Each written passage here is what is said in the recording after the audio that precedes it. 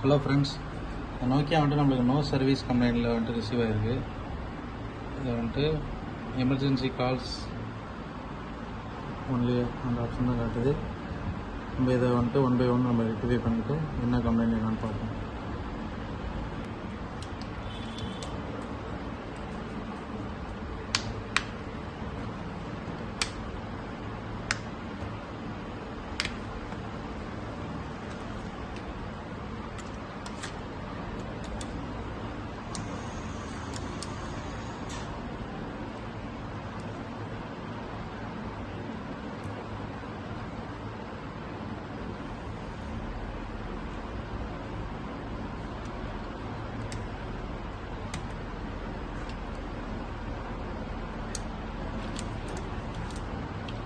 வந்துட்டு நம்ம first basement ஐசியை வந்துட்டு லைட்டாக வார்ம் பண்ணி ஆட்டிட்டு பார்ப்போம். வார்ம் பண்ணி ஆட்டுறது ரீபால்க்கு ஈக்குவலாக தான் இருக்கும். ஃபஸ்ட்டு அதை ட்ரை பண்ணி பார்ப்போம்.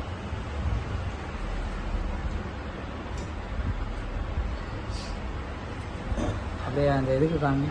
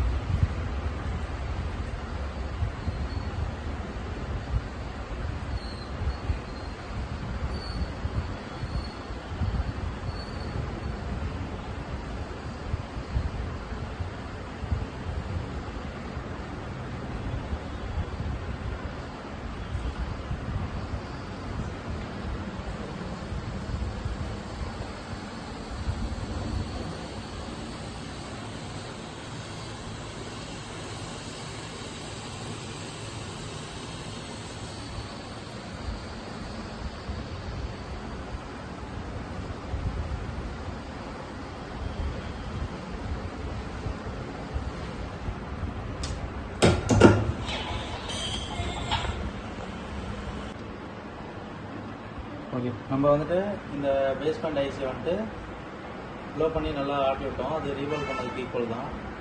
இப்போ வந்துட்டு நம்ம இதில் வர வோல்டேஜை செக் பண்ணுவோம். இது ஸ்கிமேட்டிக்கில் பார்ப்போம் இதில் என்னென்ன வோல்டேஜ் என்னென்ன இருக்குதுன்னு சொல்லிட்டு.